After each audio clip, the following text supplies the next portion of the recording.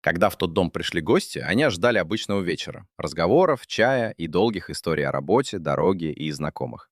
Никто из них не предполагал, что через несколько часов один телефонный звонок изменит жизнь маленького серого существа, которое до этого почти никто не видел.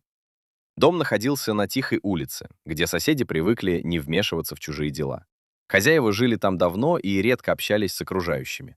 Они почти никогда не рассказывали о домашних животных, поэтому гости даже не знали, что в доме есть кошка. Все произошло случайно. Одна из гостей, проходя по коридору, услышала странный звук. Это было не мяуканье в привычном смысле, а тихое, хриплое и почти беззвучное поскуливание. Женщина остановилась и спросила, откуда идет звук. Ей ответили неохотно, что это кошка и что она находится в подсобном помещении. Все изменилось, когда женщине все-таки показали животное. Двери открыли после недолгих уговоров, и гости увидели то, чего совершенно не ожидали. В углу стояла старая металлическая клетка. Внутри нее сидела серая кошка. Она была настолько худой, что под спутанной шерстью отчетливо выступали кости. Шерсть свалялась и местами покрылась грязью. Глаза казались огромными на маленькой мордочке. В клетке почти не было места, чтобы развернуться, а миска с водой была пустой. Кошка не бросилась к людям и не стала громко мяукать. Она просто прижалась к стенке клетки и смотрела на гостей. В этом взгляде было столько страха и усталости, что женщина почувствовала, как у нее перехватило дыхание. Она спросила, сколько кошка находится в клетке. Хозяева ответили уклончиво, что так удобнее и что выпускать ее опасно. По их словам, животное якобы могло испортить мебель, убежать или причинить неприятности. Но объяснение не совпадало с увиденным. Перед гостями была не агрессивная кошка, а измученное животное, которое, казалось, уже забыло, что такое свободно ходить по комнате. Один из гостей заметил, что клетка стоит в помещении, куда почти не попадал дневной свет. Рядом не было нормального места для сна, а на полу лежал старый грязный наполнитель. Еды почти не оставалось. Гости попытались поговорить с хозяевами спокойно. Они предложили отвезти кошку к ветеринару, купить корм и хотя бы временно выпустить ее в отдельную комнату, но хозяева отказались. Разговор стал напряженным, и гости поняли, что своими силами помочь животному не смогут. Тогда женщина отошла в сторону и позвонила в полицию. Она говорила тихо, стараясь не привлекать внимания, и объяснила, что в доме находится кошка в крайне плохом состоянии, которую содержат в тесной клетке и, по всей видимости, не обеспечивают необходимым уходом. Оператор уточнил адрес и обстоятельства. Женщина продиктовала все, что знала, и попросила приехать как можно скорее. Поначалу ей было страшно, что хозяева догадаются о звонке, но рядом с клеткой она уже не могла думать о собственном неудобстве. Серую кошку нужно было спасать. Через некоторое время к дому приехала проверка. Вместе с сотрудниками прибыли специалисты, которые осмотрели помещение и состояние животного. Они зафиксировали условия содержания, проверили документы и начали выяснять, почему кошка оказалась в таком состоянии. Когда клетку открыли, кошка сначала даже не поняла, что происходит. Она долго сидела неподвижно, словно ждала, что дверь снова захлопнется. Затем осторожно поставила одну лапу на пол, сделала шаг, остановилась и оглянулась. Это был маленький шаг, но для всех, кто находился рядом, он стал самым важным моментом того вечера. Кошку забрали из дома и передали ветеринару. В клинике ее осмотрели, взвесили и провели необходимые исследования. Ветеринар сказал, что животное сильно истощено и нуждается в лечении, спокойствии и постоянном уходе. Ей требовались питание, обработка шерсти, наблюдение за состоянием здоровья и, главное, время. Сотрудники клиники назвали кошку Серафимой, но волонтеры почти сразу стали звать ее просто Серой. Им казалось, что это имя подходит ей лучше всего, короткое, теплое и совершенно обычное. А самой кошке после всего пережитого особенно хотелось дать возможность, наконец, жить обычной жизнью.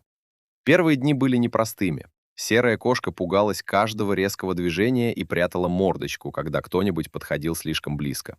Она ела маленькими порциями, будто не верила, что миску не заберут. Иногда после еды она еще долго сидела рядом и смотрела на волонтера, словно пыталась понять, действительно ли ей больше не придется голодать. Ветеринар объяснил, что восстановление будет постепенным. Нельзя было заставлять ее играть или постоянно брать на руки. Ей нужно было привыкнуть к тишине, чистоте и человеческому вниманию. Волонтеры организовали сбор средств на лечение и начали искать для Серой новый дом. Они разместили ее историю в социальных сетях и на страницах приютов. Фотографии быстро разошлись по интернету. Люди оставляли комментарии, спрашивали о здоровье кошки и предлагали помощь. Но волонтеры не хотели отдавать ее первому человеку, который написал «я заберу». Теперь для них было особенно важно найти действительно добросовестных хозяев.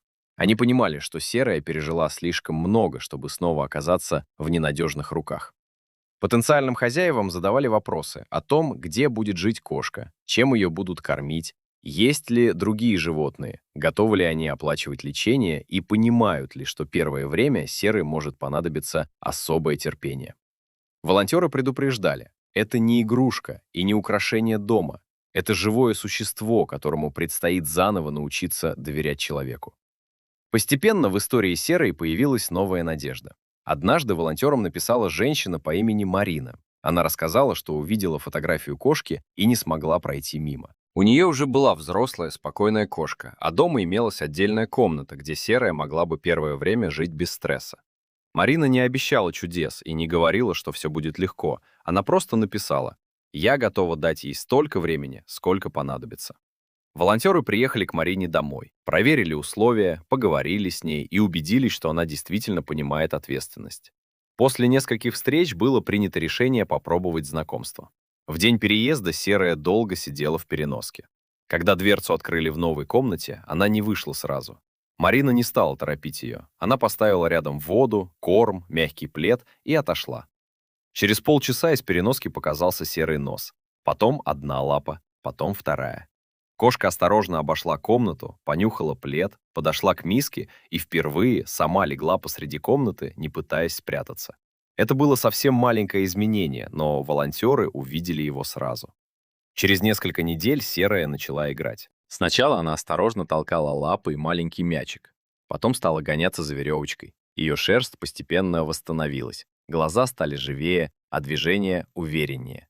Самым удивительным было другое. Однажды Марина рассказала волонтерам, что серая сама пришла и легла рядом с ней на диван. Она не забилась в угол, не убежала и не насторожилась от прикосновения. Просто положила голову рядом с рукой человека и закрыла глаза. Для кого-то это был обычный вечер, для серой — доказательство того, что прошлое закончилось. История этой кошки могла остаться незамеченной, если бы гости промолчали, если бы женщина решила, что это не ее дело, все могло закончиться совсем иначе. Но один звонок дал серой шанс. После ее спасения волонтеры еще долго получали сообщения от людей, которые хотели помочь другим животным. Кто-то передал корм, кто-то оплатил часть лечения, а кто-то предложил взять на передержку кошку из другого тяжелого случая. Серая тоже словно стала напоминанием о том, насколько много может изменить простое человеческое решение не пройти мимо. Она больше никогда не сидела в металлической клетке. Теперь у нее были окно, солнечный подоконник, мягкий плед, игрушки и миска, которая всегда оставалась полной. По утрам она встречала Марину у двери, а вечерами устраивалась рядом на диване. Иногда серая все еще пугалась громких звуков. Иногда, если кто-то резко открывал дверь, она на секунду замирала. Но теперь рядом был человек, который не требовал от нее забыть прошлое. Он просто показывал каждый день, что доверять можно. Волонтеры продолжали следить за ее судьбой и время от времени получали фотографии. На одной из них серая лежала на широком подоконнике и смотрела во двор. За стеклом шел дождь, деревья качались от ветра, а в комнате было тепло. Никто не знал, о чем думала кошка в этот момент. Возможно, она просто наблюдала за птицами. А возможно, впервые в жизни понимала, что может сама выбирать, где ей лежать, когда есть, когда играть и куда идти. Когда-то ее мир ограничивался стенками клетки. Теперь перед ней был целый дом. И, наверное, самое важное в этой истории не то, насколько страшным было ее прошлое. Важнее то, что нашлись люди, которые решили изменить ее будущее. Гости могли просто уйти, забыв увиденное. Но они остановились, спросили, позвонили и дождались помощи. Сотрудники проверки приехали и вмешались. Ветеринар взял кошку под наблюдение. Волонтеры нашли деньги, лечение, передержку и, наконец, настоящих хозяев. Так у маленькой серой кошки появилась новая жизнь. Теперь, когда Марина закрывает дверь вечером, серая не остается в темноте и не слышит металлический скрип клетки. Она может свободно пройти из комнаты в комнату, запрыгнуть на диван или свернуться клубком на пледе. Иногда Марина смотрит на нее и вспоминает фотографию, с которой все началось. На той фотографии Серая была худой, испуганной и почти незаметной. Теперь ее трудно не заметить. Она стала уверенной домашней кошкой с мягкой серой шерстью и спокойным взглядом.